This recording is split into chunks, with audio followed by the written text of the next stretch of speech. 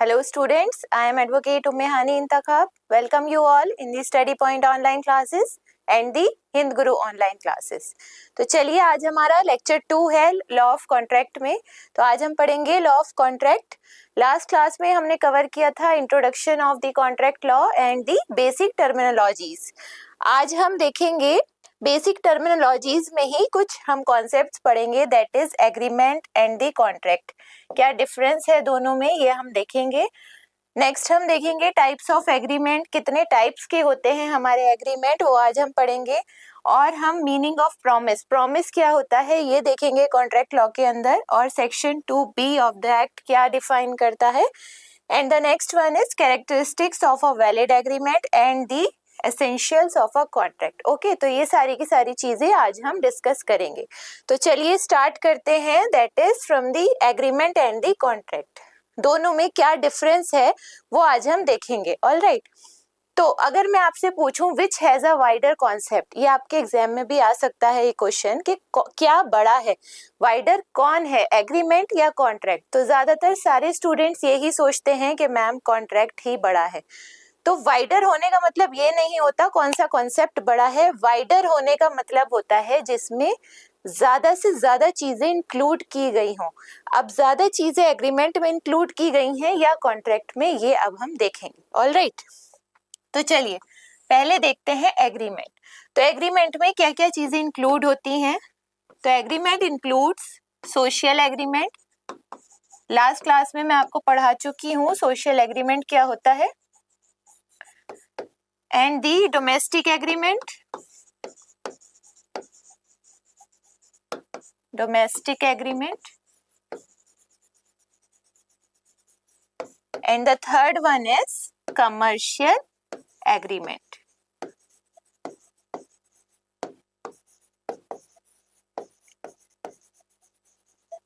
Okay, तो तीन types के हमारे एग्रीमेंट्स होते हैं। First one is social agreement, जो सोसाइटी के लोगों के बीच में कोई एग्रीमेंट होता है उसे हम कहते हैं social agreement. Second is domestic agreement, जो हमारी फैमिली के बीच में हमारे एग्रीमेंट्स होते हैं, हस्बैंड वाइफ के बीच में होते हैं, पेरेंट्स और बच्चों के बीच में एग्रीमेंट्स होते हैं, वो कहलाए जाते हैं हमारे domestic agreement. And the third one is commercial agreement. Commercial agreement में मैंने आपको लास्ट क्लास में बताया था जिसमें पैसों का लेन देन होता है। कोई भी ऐसा एग्रीमेंट जिसमें पैसा बीच में आ जाए, पैसों के बदले आपको कुछ मिलता है, तो वो होता है हमारा कमर्शियल एग्रीमेंट। ओके, तो एग्रीमेंट तीन टाइप्स के हैं, सोशल, डोमेस्टिक एंड कमर्शियल। अब ये जो तीन टाइप्स के एग्रीमेंट हैं वो कॉन्ट्रैक्ट सारे के सारे नहीं बनते, इनमें से कुछ ही एग्रीमेंट्स कॉन्ट्रैक्ट बनते हैं। ऑल राइट, तो कुछ ही एग्रीमेंट्स कॉन्ट्रैक्ट बनते हैं, सारे एग्रीमेंट्स कॉन्ट्रैक्ट नहीं बनते। तो यहाँ अगर मैं आपको वेन डायग्राम बनाकर बताऊं तो वो ऐसा होगा।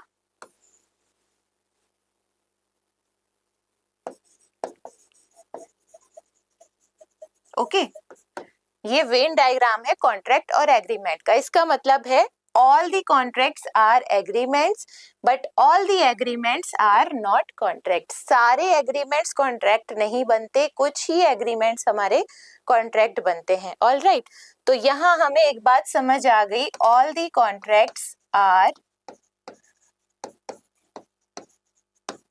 agreements। okay, but all the agreements are not contracts।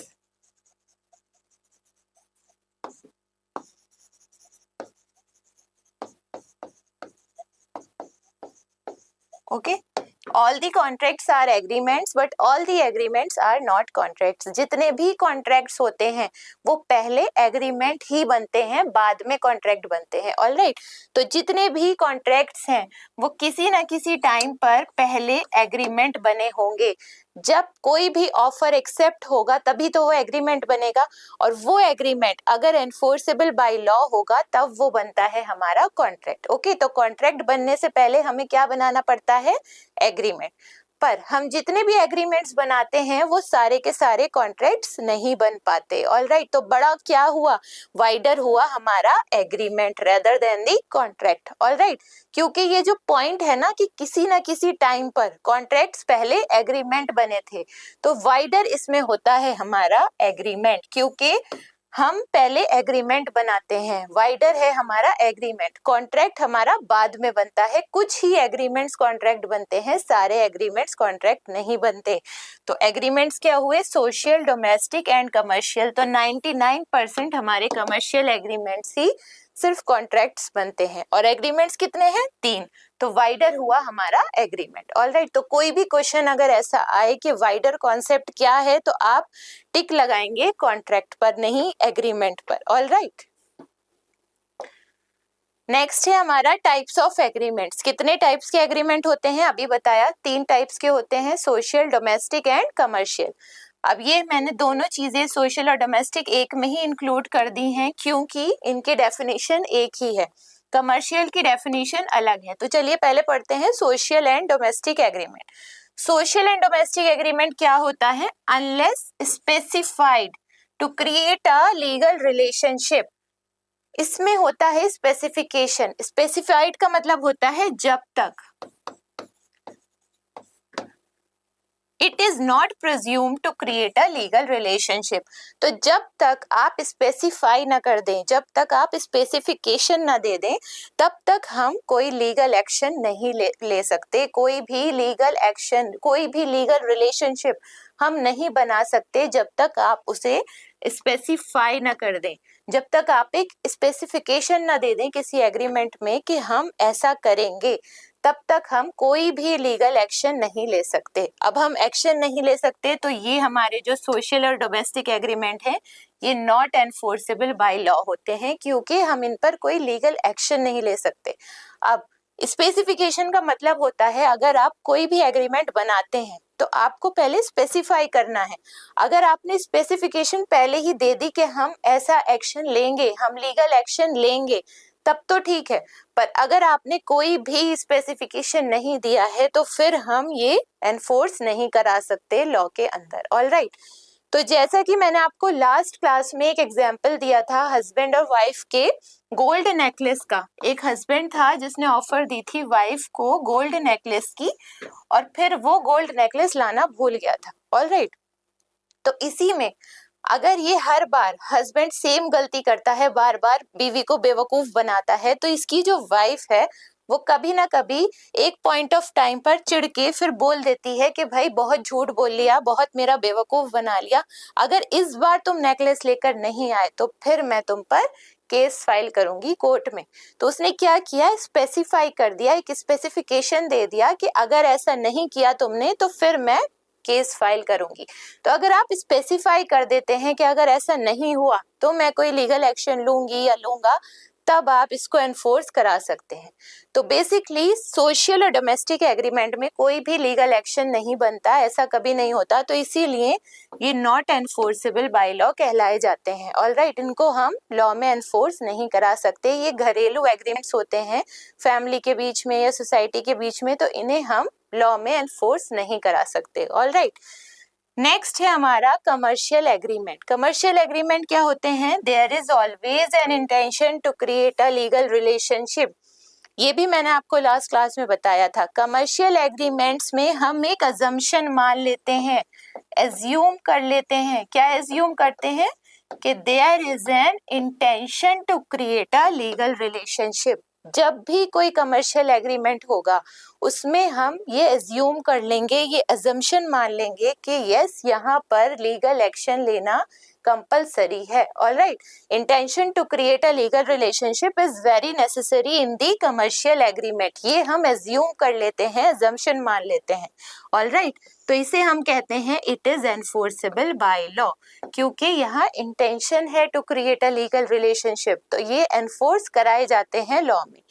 जब भी किसी भी एग्रीमेंट में पैसों का लेन देन आ जाए, ए ने ऑफर दिया बी को कि मैं अपनी कार तुम्हें बेचूंगा 50,000 में, तो बी को क्या मिला, बी को मिली कार और ए को मिले 50,000। ऑलराइट, तो ये जब भी पैसों का लेन देन आ जाए तो वो कहलाए जाते हैं हमारे कमर्शियल एग्रीमेंट। और इसमें अगर ए या बी ने कोई भी छेड़छाड़ करी, इस कॉन्ट्रैक्ट को तोड़ा या खराब किया, तो फिर उन पर लीगल एक्शन लेना बनता है।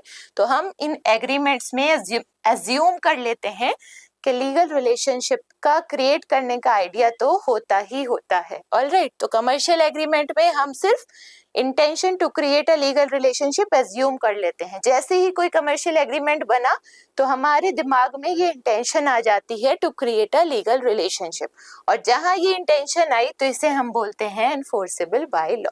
ऑलराइट, सोशल और domestic agreements enforceable by law नहीं होते, commercial agreements enforceable by law होते हैं। ऑलराइट, तो इसी टाइप के क्वेश्चंस आएंगे आपके लॉ ऑफ कॉन्ट्रैक्ट के, तो ध्यान रखिएगा। नेक्स्ट है हमारा promise. Meaning of promise. Promise का मतलब क्या होता है? अब what is a promise? A promise is a result of an offer or proposal by one person and its acceptance by the other. कोई एक पर्सन है, उसने ऑफर दी है, या फिर प्रपोजल, एक ही बात है, किसी बी पर्सन को, और बी ने उस ऑफर को एक्सेप्ट कर लिया। तो ऑफर प्लस एक्सेप्टेंस, जहां बी ने एक्सेप्ट किया उसकी ऑफर, तो ये बन जाता है हमारा प्रॉमिस। ऑलराइट, प्रॉमिस या फिर इसको हम एग्रीमेंट भी कहते हैं, जहां ऑफर एक्सेप्ट हुई वो बन जाता है हमारा प्रॉमिस। ऑलराइट, प्रॉमिस किसका रिजल्ट है? ऑफर और एक्सेप्टेंस का रिजल्ट होता है प्रॉमिस। ऑलराइट, अब ये एग्जांपल है, when Mohan makes a proposal to sell his cycle to Sohan for ₹5,000, Mohan ने ऑफर दी सोहन को टू सेल हिज साइकिल, कितने में? 5,000 में। ओके, 5,000 में सेल करनी है साइकिल, मोहन ने सेल करने की ऑफर दी सोहन को, and Sohan accepts his proposal, Sohan ने उसका प्रपोजल एक्सेप्ट कर लिया। तो ये क्या है? There results a promise between two persons, इन दोनों के बीच में ये बन जाता है प्रॉमिस। ऑलराइट, तो जहां मोहन ने एक ऑफर दी और सोहन ने एक्सेप्ट की, तो ये बन जाता है आपका प्रॉमिस। ऑलराइट, तो यही होता है हमारा प्रॉमिस। अब ये प्रॉमिस है, लेकिन इसमें 5,000 रुपीज भी ऐड किए गए हैं, तो ये क्या है? ये एग्रीमेंट है। और कौन सा एग्रीमेंट है? It is a commercial agreement. तो जहां पैसों की बात आ जाए वो एग्रीमेंट आपका बन जाता है कमर्शियल एग्रीमेंट। ऑलराइट, और कमर्शियल एग्रीमेंट अगर होगा तो फिर आप इसको एजम्पशन मान लेंगे कि ये लॉ में हम एनफोर्स करा सकते हैं। मतलब अगर मोहन या सोहन ने अपने प्रॉमिस से पीछे हटे तो फिर हम उन पर लीगल एक्शन ले सकते हैं। ऑलराइट, अब नेक्स्ट है हमारा, ये प्रॉमिस जो है ये डिफाइन कहां पर है? तो ये डिफाइन है section 2B of the Indian contract act 1872।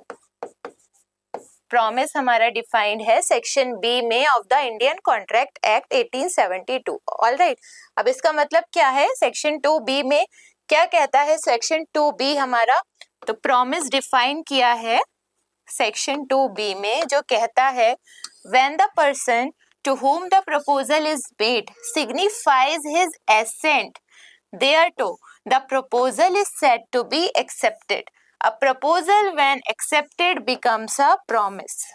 तो वही बात है, अगर किसी ने ऑफर दी, एक्स ने ऑफर दी वाई को, ओके, एक्स ऑफर देता है या फिर प्रपोजल देता है वाई को, और वाई उस पर अपनी एसेंट दे देता है। एसेंट मतलब यस बोलना, उस ऑफर पर वाई ने यस बोल दिया, अपनी एसेंट दे दी, तो जहां इसने अपनी एसेंट दी वो मान लेते हैं हम एक्सेप्टेंस। ओके, और जहां ये एक्सेप्ट हुआ ये बन जाता है हमारा प्रॉमिस या फिर एक एग्रीमेंट। ऑलराइट, तो कोई भी पार्टी अगर सामने वाली पार्टी को ऑफर देती है और सामने वाली पार्टी उस पर यस बोल देती है, मतलब अपनी एक्सेप्टेंस दे देती है, तो जहां उसने अपनी एक्सेप्टेंस दी वो बन जाता है हमारा प्रॉमिस। तो यही कहता है हमारा सेक्शन 2B। अब नेक्स्ट है, on analysing the above definition the following characteristics of an agreement becomes evident. अब एग्रीमेंट बनाने के लिए कुछ कैरेक्टरिस्टिक्स हैं जो हम आगे पढ़ेंगे। कोई भी एग्रीमेंट वैलिड एग्रीमेंट तभी बनेगा अगर ये कैरेक्टरिस्टिक्स हम फुलफिल करेंगे। तो फर्स्ट कैरेक्टरिस्टिक क्या है एक वैलिड एग्रीमेंट को बनाने की? The first one is plurality of persons, मतलब 2+। जब भी हम कोई एग्रीमेंट बनाते हैं तो हम किसी दो पार्टीज के बीच में या दो से ज्यादा पार्टीज के बीच में ही कोई एग्रीमेंट या कोई कॉन्ट्रैक्ट बनेगा। कोई भी सिंगल पार्टी अपने आप से ही एग्रीमेंट नहीं कर सकती। मैं अपने आप से ही एग्रीमेंट नहीं कर सकती कि मुझे अपनी कार सेल करनी है या बाइक सेल करनी है, तो मैं अपने आप से कोई भी एग्रीमेंट सिंगल पार्टी नहीं कर सकती। कोई भी एग्रीमेंट या कॉन्ट्रैक्ट बनाने के लिए हमें चाहिए दो पार्टीज या दो से ज्यादा। All right, two or more parties we need to make an agreement or a contract. All right, तो प्लूरैलिटी ऑफ पर्सन्स होना चाहिए, मतलब दो या दो से ज्यादा। There must be two or more persons to make an agreement because one person cannot enter into an agreement with himself. तो वही बात है, दो या दो से ज्यादा पार्टीज हमें चाहिए एक वैलिड एग्रीमेंट बनाने के लिए। अगर ऐसा नहीं हुआ तो वो एग्रीमेंट एक वैलिड एग्रीमेंट नहीं माना जाता। कोई भी सिंगल पार्टी अपने आप से ही एग्रीमेंट नहीं कर सकती। मैं अपने आप से ही एग्रीमेंट नहीं कर सकती। अपने आप से किए गए एग्रीमेंट या अपने आप से किए गए प्रोमिसेस कहलाए जाते हैं रेजोल्यूशंस, एग्रीमेंट या कॉन्ट्रैक्ट नहीं। ऑल राइट, तो फर्स्ट कैरेक्टरिस्टिक है हमारा प्लूरैलिटी ऑफ पर्सन्स। दो या दो से ज्यादा लोग हमें चाहिए कोई भी एग्रीमेंट बनाने के लिए। सेकंड कैरेक्टरिस्टिक है हमारा कंसेंसस एड आइडम। इसका मतलब होता है, ये लैटिन वर्ड है, इसका मीनिंग है agreement between minds.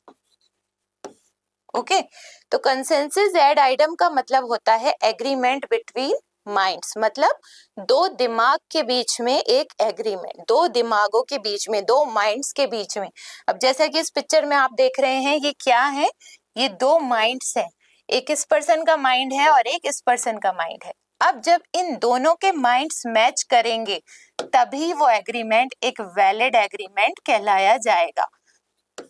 For example, अगर इसके दिमाग में, इस पर्सन के दिमाग में किसी चीज को बेचने का आइडिया है या किसी भी चीज को सेल करने का आइडिया है, तो जिस सब्जेक्ट मैटर पर इसका दिमाग चल रहा है, जिस चीज को बेचने के लिए इसका दिमाग चल रहा है, तो सामने वाले पर्सन का भी दिमाग उसी चीज को लेकर उसको भी सोचना कंपलसरी है।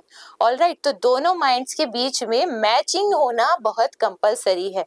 अगर ये मिसमैच हुआ तो फिर वो एग्रीमेंट एक वैलिड एग्रीमेंट नहीं बन सकता। ऑलराइट, तो चलिए, ओके, तो कंसेंसस एड आइडम का मतलब होता है दोनों माइंड्स के बीच में मैचिंग होना, दोनों के दिमाग में एक ही सब्जेक्ट मैटर को लेकर दिमाग में चलना या कुछ भी सोचना। ऑलराइट, तो दोनों माइंड्स के बीच में मैचिंग होना कंपलसरी है एक वैलिड एग्रीमेंट को बनाने के लिए। अब इसे समझेंगे हम एग्जाम्पल के थ्रू। तो both the parties to an agreement must agree about the same subject matter of the agreement in the same sense and at the same time. तो दोनों पार्टीज जो एग्रीमेंट बना रही हैं, जो ऑफर देती हैं और जो एक्सेप्ट करती है, तो दोनों पार्टीज को एग्री होना चाहिए सेम सब्जेक्ट मैटर पर, सेम चीज को लेकर उसको एग्री होना कंपलसरी है। फॉर एग्जाम्पल, मुझे अपना पेन सेल करना है फॉर 50 रुपीज, तो मैं जिसको सेल करती हूँ उसको भी एग्री होना चाहिए यही पेन लेने के लिए। अगर वो मुझसे बोलेगा नहीं मुझे ये पेन नहीं, मुझे कोई दूसरा पेन चाहिए, तो ये फिर मिसमैच है हम दोनों के माइंड्स का। तो दोनों, जो पार्टी ऑफर देती है और जो एक्सेप्ट करती है, दोनों के माइंड्स मैच होने चाहिए to make a valid agreement. Alright, for example, A owns horses black and brown. एक ए बंदा है, ये ए है और इसके पास दो हॉर्स हैं, एक ब्लैक है और एक ब्राउन है। ऑलराइट, ये ब्लैक है, ये ब्राउन है। ए के पास 2 हॉर्सेस हैं, ऑलराइट। अब ए क्या करना चाहता है, A wants to sell black horse to B. A अपना ब्लैक हॉर्स बी को सेल करना चाहता है, ये है बी, ऑलराइट। ए अपना ब्लैक हॉर्स सेल करना चाहता है बी को, ऑलराइट। चलिए, it means consensus ad idem is the most important part to make an agreement that B should agree to purchase black horse। अब यहाँ पर A सेल करना चाहता है अपना ब्लैक हॉर्स B को, तो यहाँ इंपॉर्टेंट क्या है, इंपॉर्टेंट है यहाँ पर कंसेंसस एड आइटम, मतलब B को भी एग्री होना चाहिए ब्लैक हॉर्स खरीदने के लिए, ऑलराइट। ए सेल करना चाहता है अपना ब्लैक हॉर्स और बी को भी वही हॉर्स एग्री करना चाहिए खरीदने के लिए, तो ये है consensus ad idem. Consensus ad idem बहुत इंपॉर्टेंट हमारा कैरेक्टरिस्टिक है, अगर ये नहीं होगा तो हमारा एग्रीमेंट एक वैलिड एग्रीमेंट नहीं बनेगा, ऑलराइट। तो चलिए, ए जो है वो कहता है कि मुझे अपना ब्लैक हॉर्स बेचना है बी को, तो बी जो है पूछता है कि तुम कितने में ब्लैक हॉर्स दोगे अपना, तो ए कहता है 1 लाख रुपीस, ऑलराइट।